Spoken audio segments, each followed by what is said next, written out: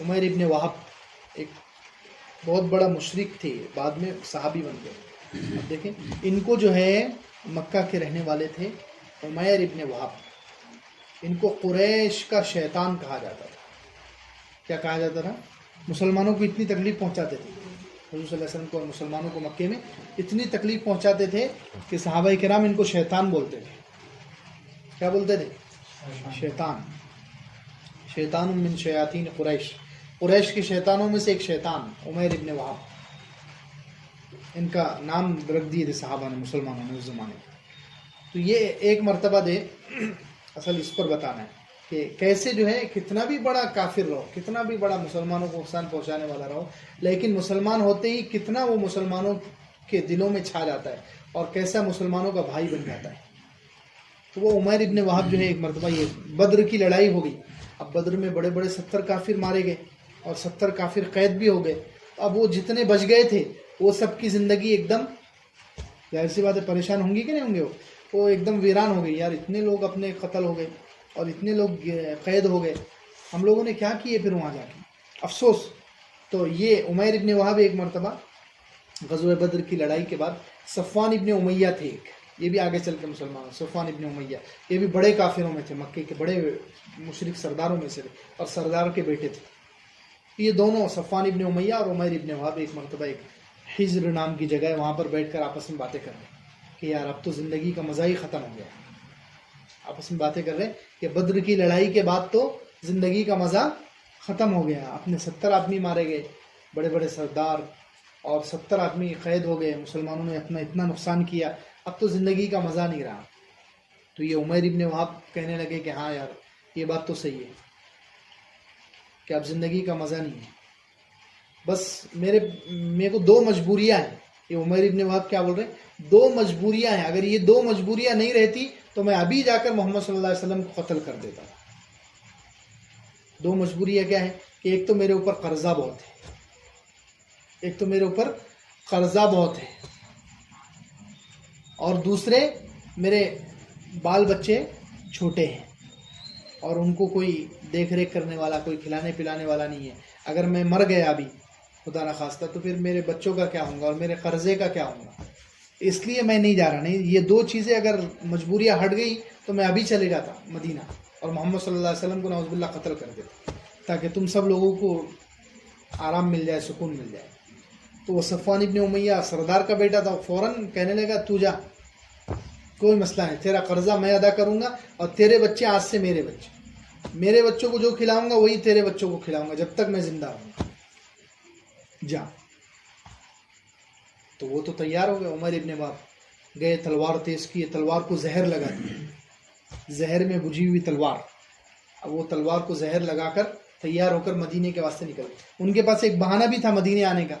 بہانہ کیا تھا کہ ان کا جو عمیر ابن وہب تھے ان کا بیٹا بھی وہ 70 آدمیوں میں قید ہو گیا.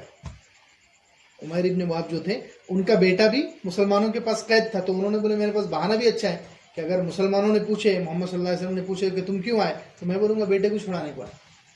تو وہاں کچھ دن رہوں گا اور موقع دیکھ کر نعوذ باللہ حضور صلی اللہ علیہ وسلم کا خاتمہ کر دوں گا. یہ سوچ کے وہ چلے. اب جب مدینہ منورہ پہنچے، مسجد نبوی کے سامنے پہنچے اور وہاں وہ اونٹ کو باندھ رہے تھے. حضرت عمر نے دیکھ لیا، حضرت عمر وہیں کھڑے ہوئے تھے انصار کے ساتھ. وہ انہوں بھی غزوہ بدر کی باتیں کر رہے، غزوہ بدر میں کتنی اچھی اللہ تعالیٰ نے مدد کرے، کیسے مسلمان جیت گئے. انہوں بھی حضرت عمر رضی اللہ عنہ بھی وہ تذکرہ کر رہے. اور اچانک وہ حضرت عمر کی نظر پڑ گئی عمیر پہ. تو حضرت عمر تو کود کے حضور صلی اللہ علیہ وسلم کے پاس گئے کہ یہ شیطان آ گیا، بولے یہ کتا ہے، یہ کچھ نہ کچھ بری نیت لے کر آیا ہے. حضرت عمر رضی اللہ عنہ جا کے حضور صلی اللہ علیہ وسلم کو بول رہے کہ یہ کتا جو ہے کچھ نہ کچھ بری نیت لے کر آیا ہے. حضرت عمر رضی اللہ عنہ کی فراست بہت مشہور تھی. حضرت عمر رضی اللہ عنہ کی فراست بولے تو سمجھ، دیکھ کے آدمی کو اندازہ لگا لیتے تھے کیا کس کام سے آیا. غیب کا علم نہیں تھا لیکن اندازہ رہتا ہے. یہ کیا رہتا؟ اندازہ بولتے سو، فراست. اور جس کے پاس ایمان جتنا زیادہ ہے اس کو اتنا زیادہ جلدی سمجھ میں آ رہا تھا کہ سامنے والا کس نیت سے آ رہا. حضرت عمر تھے وہ تو، جن سے شیطان بھی ڈرتا تھا. حضرت عمر رضی اللہ عنہ دیکھ کے اندازہ لگا لیے اور فوراً حضور صلی اللہ علیہ وسلم جا کے بول دیا کہ یہ کتا کچھ نہ کچھ بری نیت سے آیا ہے. تو حضور صلی اللہ علیہ وسلم بولا ٹھیک ہے لاؤ اس کو. تو حضرت عمر بھی حضرت عمر ہے گئے اور اس کی تلوار کا جو وہ تھا، تلوار کا جس کے اندر تلوار رہتی کور، اس کے اندر اس کی گردن لپیٹ دیا اور اس کو کھینچ کے لائے گھسیٹ کے. اب حضرت عمر تو حضرت عمر ہے، تو ان کی طاقت تو سبحان اللہ، انہوں نے اس کی تلوار کا جو کور تھا اس میں اس کی گردن لپیٹے اور وہ عمیر ابن وہاب کو گھسیٹتے ہوئے لے کر آئے. اور حضور صلی اللہ علیہ وسلم کے سامنے اور انصار جو بیٹھے ہوئے تھے ان کو بول دیا کہ دیکھو اس کی نگرانی کرنا، کہیں ایسا نہ ہو کہ یہ اچانک حضور صلی اللہ علیہ وسلم پر حملہ کر دے، کیونکہ مجھے معلوم ہے یہ بہت خطرناک شیطان ہے، کچھ نہ کچھ بری نیت لے کے آیا. تو انصار جو ہے نظر رکھ رہے. اب حضور صلی اللہ علیہ وسلم نے بات شروع کی. وہ عمیر داخل ہوئے، داخل ہوتے سے انہوں نے سلام کرے، لیکن وہ پرانے زمانے والا جاہلیت والا جو سلام تھا، عرب لوگ جو آپس میں کرتے تھے، انعم صباحا، جس کو آج کل گڈ مارننگ کہتے ہیں. آج کل کے جاہل جو لوگ ہیں، انگریز جاہل، تو وہ گڈ مارننگ، اور وہ پرانے جاہل تھے تو وہ لوگ بولتے تھے انعم صباحا. گڈ مارننگ کا ترجمہ ہے انعم صباحا، صبح اچھی ہو تمہاری. ٹھیک ہے، انگلش والوں سمجھ رہے کہ نہیں سمجھ رہے؟ گڈ مارننگ کا یہ ترجمہ ہے نا، صبح اچھی ہو. تو وہ وہی عربی میں بولتے تھے وہ انعم صباحا. تو حضور صلی اللہ علیہ وسلم نے ان کو بٹھا کر بولے کہ اللہ تعالیٰ نے یہ سلام سے اچھا سلام ہم کو دیا جس میں دعا ہے، السلام علیکم ورحمۃ اللہ وبرکاتہ. اللہ تعالیٰ نے ہمیں تمہارے سلام سے بہتر سلام دیا جس میں 3 دعائیں ہیں. حضور صلی اللہ علیہ وسلم نے پھر حضور صلی اللہ علیہ وسلم نے پوچھے کہ عمیر کس لیے آئے ہو؟ عمیر کس لیے آئے ہو؟ تو وہ بولے کہ اللہ کے رسول آپ کو تو معلوم ہے کہ میرا بچہ یہاں پر قید ہے، اس کو چھڑانے کے لیے آیا. تو حضور صلی اللہ علیہ وسلم نے بولے صحیح بیان کر دو. کیا بولے؟ صحیح بیان کر دو، کیا مقصد لے کر آئے؟ تو انہوں نے کہا کہ نہیں، اس کے علاوہ میرا کوئی ارادہ نہیں ہے، میں صرف اور صرف اپنے بچے کو چھڑانے کے لیے آیا ہوں کہ آپ احسان کر دیجئے، میرے بچے کو چھوڑ دیجئے، میرا بچہ قید ہے آپ کے پاس. تو حضور صلی اللہ علیہ وسلم نے فرمایا میں بتاؤں تو کیوں آیا ہے؟ اللہ. حضور صلی اللہ علیہ وسلم نے فرمایا کہ تو اور صفوان دونوں وہ جنگل میں حجر نام کی جگہ میں ایک جگہ بیٹھے تھے، تم دونوں غزوہ بدر کا تذکرہ کر رہے تھے، اور اس میں صفوان نے کہا کہ بدر کے بعد جینا اچھا نہیں لگتا، تو نے بھی کہا کہ ہاں جینا اچھا نہیں لگتا. اگر 2 چیزیں نہ ہوتی تو میں ابھی محمد صلی اللہ علیہ وسلم کو قتل کر دیتا، ایک تو تیرا قرضہ اور ایک تیرے بچوں کی فکر. تو جب صفوان نے ان کی ذمہ داری اپنی ذمہ لے لی تو مجھے قتل کرنے کے لیے یہاں آیا ہے. اللہ. حضور صلی اللہ علیہ وسلم نے پورا بتا دیا. تو فوراً جو عمیر ابن وہاب تھے، اشہد ان لا الہ الا اللہ واشہد ان محمد عبدہ، فوراً کلمہ پڑھ کے مسلمان ہوں گے. کہ واقعتاً یہ ایسی بات ہے کہ میرے اور صفوان کے علاوہ کسی کو معلوم نہیں تھا، نہ میں آتے وقت کسی کو بیوی کو بھی نہیں بتایا، کسی کو نہیں معلوم سوائے اللہ کے اور ہم دونوں کے. تو اللہ نے آپ کو بتا دیا، اس کا مطلب آپ سچے نبی ہیں. ہم پہلے سمجھتے تھے کہ آپ کے پاس جھوٹی خبریں آتی ہے، پتہ نہیں شیطان یا کون لا کے، لیکن اب مجھے یقین ہو گیا کہ آپ سچے نبی ہیں.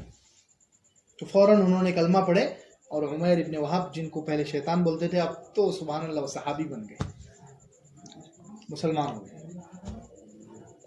اور مسلمان ہونے کے بعد انہوں نے حضور صلی اللہ علیہ وسلم سے کہا کہ اللہ کے رسول مجھے اجازت دیجیے کہ میں دوبارہ قریش کے پاس جاؤں، میں مکہ جاؤں گا. مکے میں حالانکہ سب مشرک ہے اس زمانے میں، سب مشرکوں کی حکومت ہے اور بہت خطرناک ہے، مسلمانوں کو بہت تکلیف پہنچا رہے ہیں، لیکن یہ اتنے ماشاءاللہ بہادر تھے، یہ کہنے لگے میں وہاں جا کر زبردستی لوگوں کو مسلمان بناؤں گا. بول رہے ہیں کہ جو میری بات نہیں مانے گا اس کو میں سزا دوں گا. وہ لوگ ہمیں کیسے سزا دیتے ہیں، میں بھی ان کو سزا دوں گا. میں جاؤں گا وہاں، جا کر جو ہے لوگوں کو دعوت دوں گا اور اسلام کی طرف لاؤں گا. اب ادھر صفوان ابن امیہ جو تھا جس نے ذمہ داری لی، وہ بڑا خوش لوگوں میں چلا رہا ہے کہ دیکھو 2-4 دن میں بہت اچھی خبر آنے والی ہے. وہ مکے میں اعلان کرتا پھر رہا ہے کہ 2-4 دن میں بہت اچھی خبر آنے والی ہے. لوگ پوچھ رہے بھی کیا خبر آنے والی ہے؟ تم دیکھ لو تمہارا سارا غم، بدر میں جتنے لوگ مرے نا تمہارے، سب کا غم تمہارا ایک دم ختم ہو جائے گا، اتنی سکون والی خبر آنے والی. اب اچانک اس کو خبر آئی تو کیا آئی کہ جس کو تو نے بھیجا تھا وہی مسلمان ہو گیا. وہ پریشان، اس نے قسم کھا لیا کہ میں کبھی یہ آدمی سے بات ہی نہیں کروں گا. تو خیر بات چل رہی ہے کہ جیسے ہی وہ مسلمان ہوئے تو حضور صلی اللہ علیہ وسلم نے صحابہ سے کہا فقہوا اخاکم فی الدین، کہ اپنے بھائی کو دیکھو. اب وہ حالانکہ تھوڑی دیر پہلے کون تھے؟ وہ حضرت عمر رضی اللہ عنہ ان کو کتا بول رہے، صحابہ ان کو شیطان بول رہے، لیکن اب وہ کیا بن گئے؟ حضور صلی اللہ علیہ وسلم کا لفظ کیا ہے کہ اپنے بھائی کو دین کی سمجھ دلاؤ. اللہ بس 1 منٹ کا فرق ہو گیا. کلمہ پڑھے اور ادھر کلمہ پڑھتے ہی جو اتنے خطرناک مخالف تھے مسلمانوں کے اتنے خطرناک مخالف تھے، تو اب 1 منٹ بس کلمہ پڑھنے میں لگا اور وہ فوراً کیا ہو گئے؟ تمہارے بھائی بن گئے. فقہوا اخاکم، اپنے بھائی کو دین کی سمجھ دلاؤ. واقریہ القرآن، اس کو قرآن پڑھاؤ، اس کو دینی تعلیم دو. اور حضرت عمر رضی اللہ عنہ کیا بولے آگے؟ اللہ اکبر. وہ تو بہت عجیب بات ہے. حضرت عمر رضی اللہ عنہ بولے کہ عمیر، جب تو آیا تھا حضور صلی اللہ علیہ وسلم کے پاس، جب تو میرے نزدیک خنزیر سے زیادہ برا تھا. جب تو حضور صلی اللہ علیہ وسلم کے پاس آ رہا تھا اونٹ باندھ کے، جب تو میرے نزدیک خنزیر سے زیادہ برا تھا، لیکن اب تو مسلمان ہو گیا تو میرے بیٹوں سے زیادہ اچھا ہو گیا. اللہ.